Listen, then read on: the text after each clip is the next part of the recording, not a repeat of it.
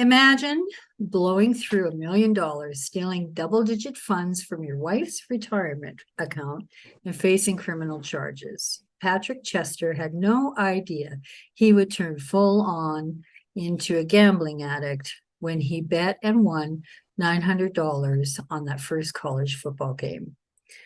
Like that first taste of cocaine for a drug addict, Chester was hooked. These are dark days for most sports gambling addicts. Since online sports betting has become legalized, the ads assault every commercial break in a professional sports broadcast. It's a constant reminder to the 1% Americans and 0.6% of Canadians who cannot stop betting on sports. Chester hid his addiction for 15 years. He would finally seek the help he needed when he stole $9.50 from his 5-year-old son. Today, Chester speaks on sports gambling and helps counsel others through this silent addiction. His client list includes the NFL Players Association, Rugby Players Association, English Football League, Major League Soccer, Chelsea FC, and the Professional Cricketers Association. Please welcome Patrick Chester to the show. Debbie, hey, great to be on with you, and thanks again for the opportunity to join you today. And you know, I think what should be an enlightening conversation for many people who just really don't know what the dangers are when it comes to sports betting and gambling. And so hopefully you and I can shed a little light on that today. Yes, yes. And I have to ask, what type of work did you do when you began investing in gambling? Yeah, that's a great question, you know, because I was working as a general contractor. I was working for myself. And so I was taking on big projects. I grew up, I had a sports background, but eventually after college transitioned into a career working for myself as a contractor and accepting large sums of money from clients for projects, right? For $100,000 projects, $200,000 projects. And so I had access to money, you know, which did not help. I can assure you of that. Yeah, I kind of wondered how you could afford to buy a gamble at the beginning, right? So what was your anxiety like when you were trying to hide your addiction for all those years? It was brutal. It was really, those were dark days. You know, it didn't start out like that, right? It starts out innocently enough.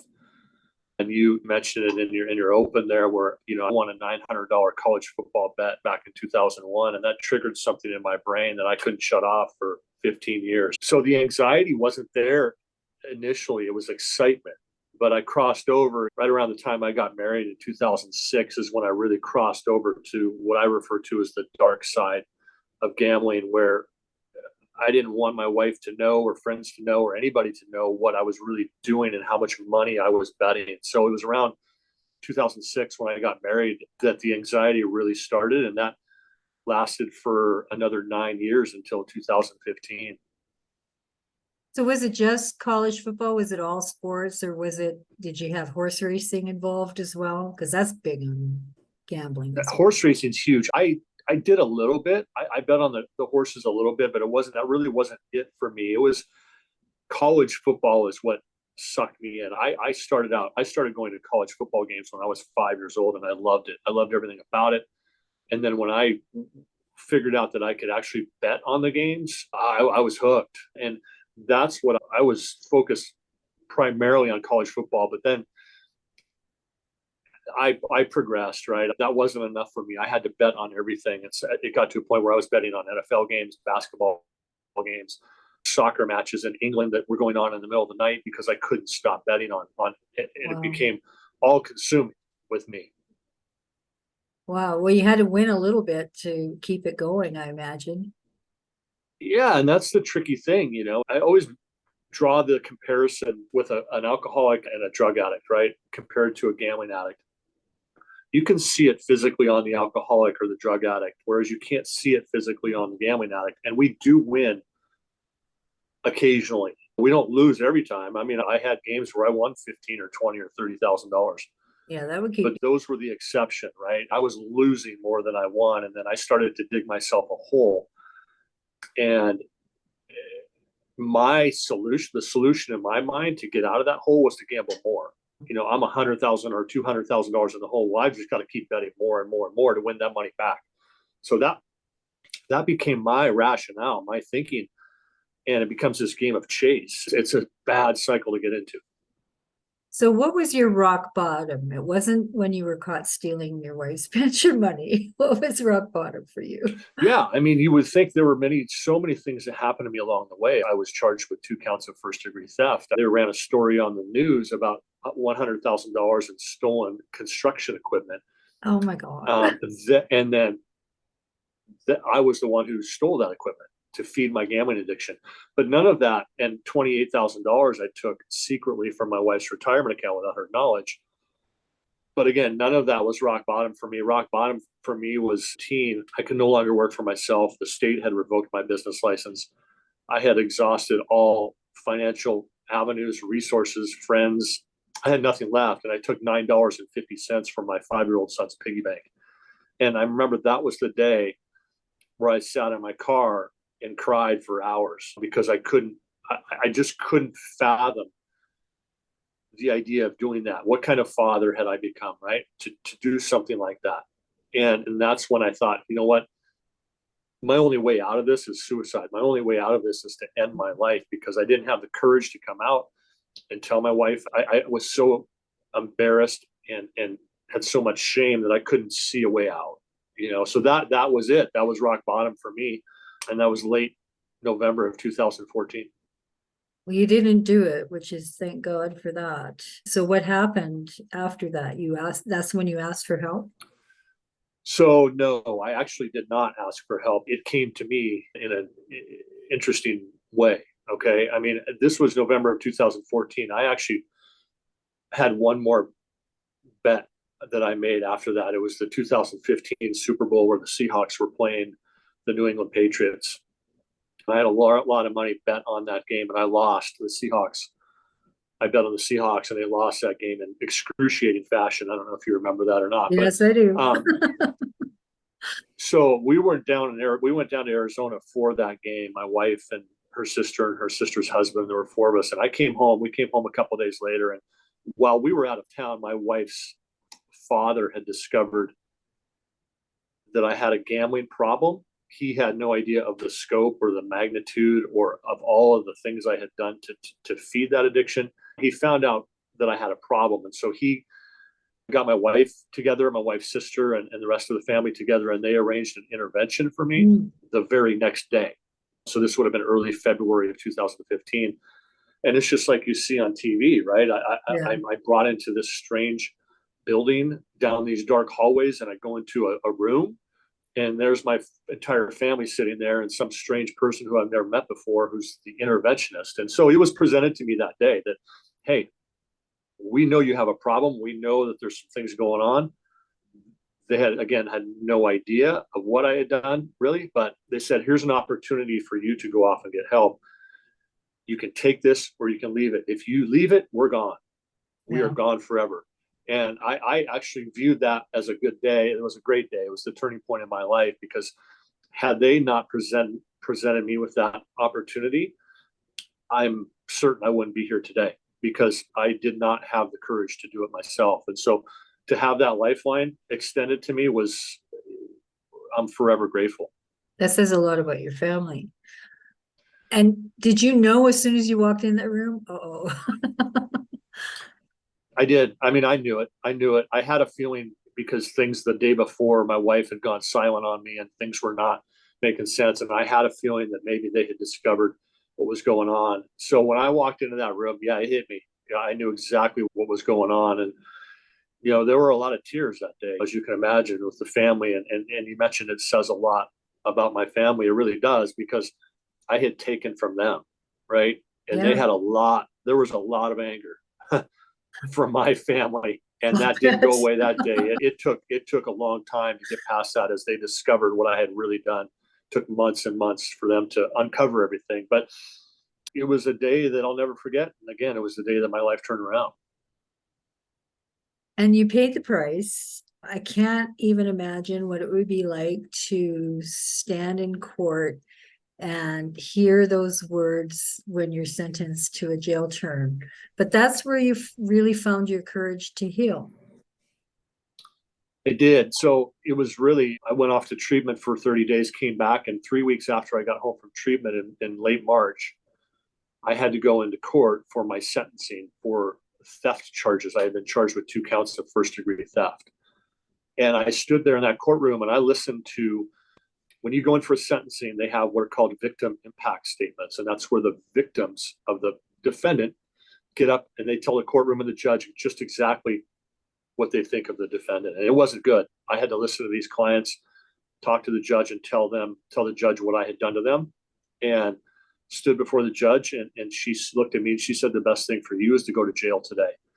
And, I can look back on that. And I have spent 4 months in jail, and I don't know that jail is the answer for gambling addicts. I think there are other ways and programs and alternatives, but I did need that time. I needed time to decompress. I needed time to think about what I had done over the last 15 years, what I had done to my wife and son, because I was not ready to just go back into society after living a lie for so many years. It becomes ingrained in you. And I needed time to process. I needed time to think about how I was going to move forward.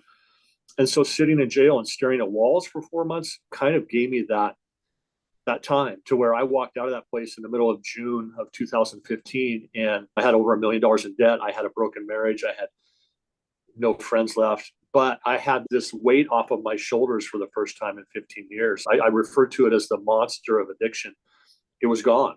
I didn't have that anymore. So that was the greatest feeling I've had, I think, ever. So how do you navigate all those competing voices that you hear in your head that keep trying to lure you back to that dark side? How hard was it to get to that next chapter? First couple of years were really hard. As I mentioned, I was a huge college football fan and still am to this day. And so I remember going to my first college football game with my son that fall of 2015 and sitting there looking around and thinking to myself, this is dumb. Like, do people actually go to these games and not bet on them? Like, I couldn't process that. I mean, for me, it was like, I needed that. Yeah.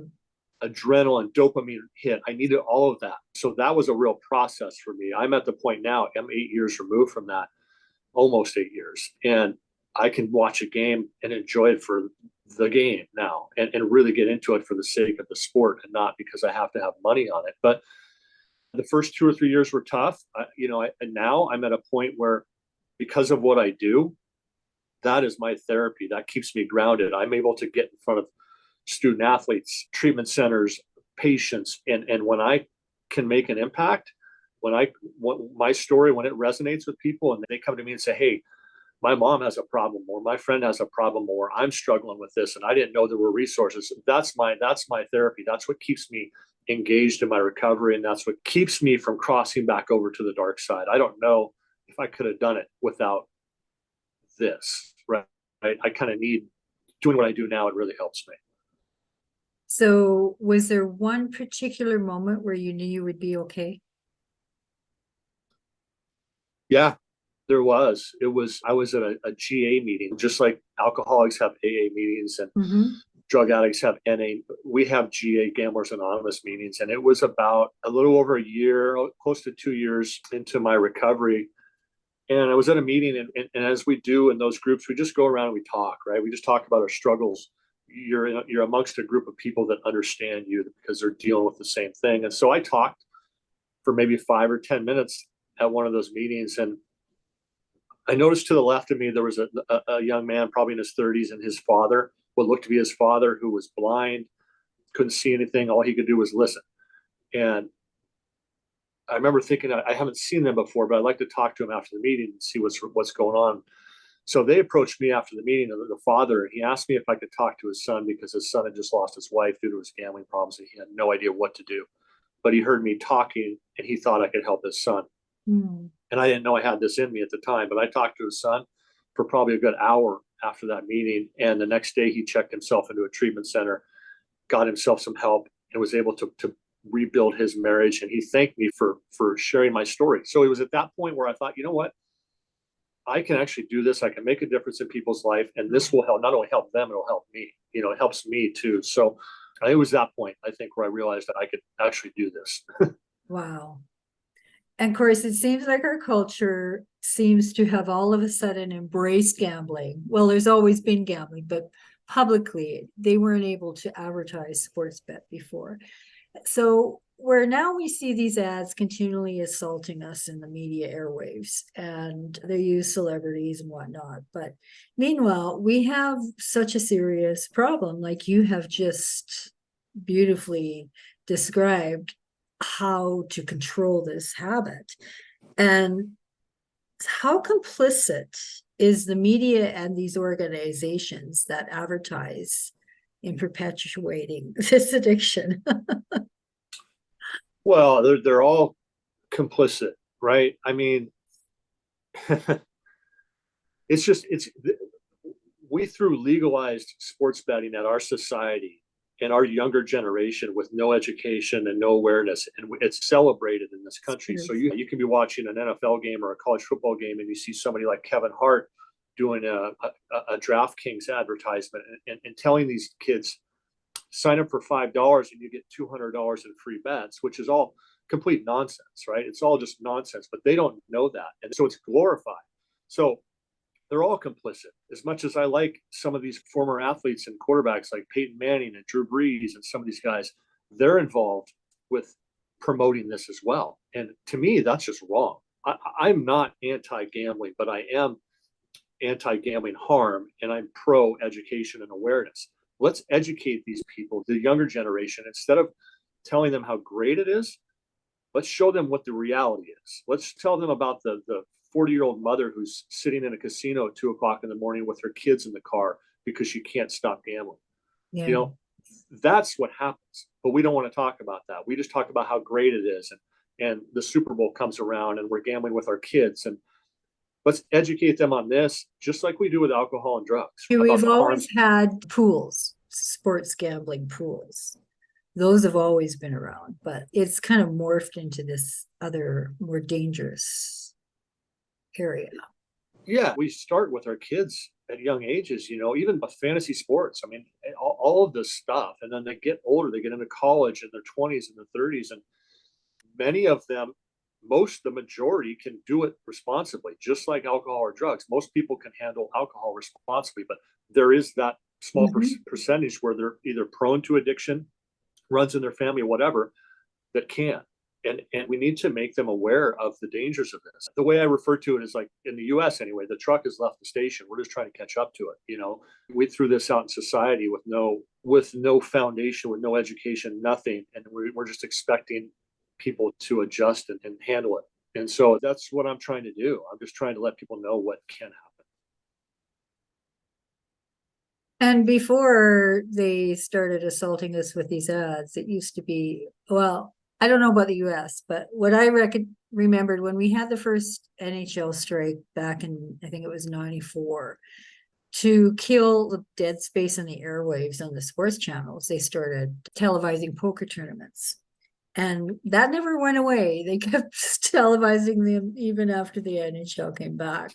By the way, NHL is huge in Canada, as big as the NFL is in the States. Yeah, that's right. So when I worked in the NHL, there were teams, pro sports teams, that were using a lot of these poker tournaments as fundraisers, which is fine, except they would require that all their players be in attendance at these tournaments. And I mean, I get it, you want to bring more money into the tournaments to raise more money. However, there are a couple of those players that are addicts trying to get clean. And explain what this would do to a person who's trying to get clean, that are kind of like part of their job description is to attend one of these tournaments. Yeah, I mean, it's hard, just speaking from my perspective. I never wanted to put myself in any sort of environment that would trigger these thoughts, right? An alcoholic that's spent many years drinking isn't going to just go hang out in a bar or isn't going to go hang out at a Super Bowl party where everybody's drinking. They need to build their foundation and get comfortable and be strong in their recovery. So to be in an environment like that is triggering to a gambling addict for sure. It's the reason why I never go back. I never set foot in a casino or a sports book or anything like that. You know, not that I would gamble, but I wouldn't want to risk it. I wouldn't want to have those thoughts come back into my head, because I still get the thoughts of what a thrill it was to sit in a sports book and have money on a football game. Like, I can't sit here and say that wasn't fun. It wasn't exciting, because it was, but I know that I can't handle it. So to be in those environments is really dangerous. Yeah. Yeah. And it pained me to see like a couple of the players that I knew were struggling that they had to go to those tournaments, and it was really bad. So what has to happen to the onslaught of these gambling ads? I know here in Canada, we're talking about doing what they did with the cigarette companies and banning the gambling ads. How close do you think we are to banning these gambling ads, or will we? Yeah, I think we're a ways off, but I do know that we are making inroads there. You know, when it comes to, at least in the US, we have FanDuel, DraftKings, BetMG, all these different online avenues, and all these, you see these ads. And I think it's just a matter of bringing education along with it. And I don't know how we're going to do that. I don't know how we're going to tie that into to some of these, but I know that some of these operators are willing to do that. And I think more, and maybe just because they want to keep their license and they want to keep doing what they're doing, but they need to know. And this is one of the things I do is I meet with operators and educate their staff on what the dangers are, danger signs, what things to look for. And so I think if they know that and they seem receptive to that, I think that'll go a long way in curtailing some of these ads and some of the ways that they're trying to grip onto these college students and the younger generation. So a past guest mentioned that change is hard, messy in the middle, and rewarding at the end. How do you convince people addicted to gambling to see themselves and encourage them to change? Well, the first thing is to talk to somebody. Like that's the hardest thing. Like, I was afraid to talk to anybody about it because I was so ashamed of what I had been doing. But before you get to the point I got to, there were many junctures along the way where I could have said something to somebody. And what I've learned through this process, through my recovery, is that there is always somebody. There are resources that I didn't know about, but there are resources and people that you can talk to. If you're afraid to talk to a friend or family member, pick up the phone. There are numbers you can call. And maybe sometimes it's easier to talk to a complete stranger and tell them what you're struggling with, because they can turn you over to some resources and point you in the right direction. So that's the main thing, is to talk about it. I've been approached by parents of young kids that are gambling, and they're afraid. They don't know what to do. And so they've approached me, and I've tried to help them and encourage them to just open the dialogue and talk about the struggles of gambling addiction and all of the things that we do to feed that. So that's the first step. And then if it gets bad enough, obviously seek treatment, seek therapy, which were huge for me. I couldn't have done this without that. So what do you want other people to say after they've attended one of your sessions? I want them to open their eyes, and this happens a lot. They hear things that they had never heard before. It's not necessarily what I want them to say. I just want them to walk away feeling like, wow, I learned a lot. I learned a lot about what to look out for, warning signs, because again, gambling addiction is this, I call it the hidden addiction, right? Because we become professional liars, and we deceive, and we misdirect, and all of this stuff we manipulate, not because we want to or we're bad people, but we're trying to feed our addiction. So when people walk away from after they've listened to me talk, I want them to think, okay, I have a friend or I have a family member that's doing some of these warning signs are showing up. Maybe those are things I can look for. And many of them, like I mentioned earlier, have family members or friends that struggle with gambling. And so to know that there are resources and there are ways to get help for them is a huge thing, because a lot of people, when it comes to gambling, just don't, first of all, they don't think it's an addiction at all. Second of all, they don't realize that there are ways to seek help and get help for those that are struggling with it. And a lot of the times I refer to the family and friends as the affected others when it comes to the gambling addict. They take the brunt of this a lot of the time. They're on the other end and all they want to do is help, but they don't know how. And their family member or friend is taking from them and lying to them, and they just want to help. So that's the main thing, just to walk away and think, okay, I have more knowledge about this now than I did before. Gambling is, like you say, it's a silent thing, and because it's not visible. And let's face it, financially, we treat people without money like crap, and people on the lower economic scale. If gambling devastates you physically, I guess, because of the anxiety and mentally and financially, and to the point of, like we discussed earlier, is there hope that this will be taken a little more seriously than it is now?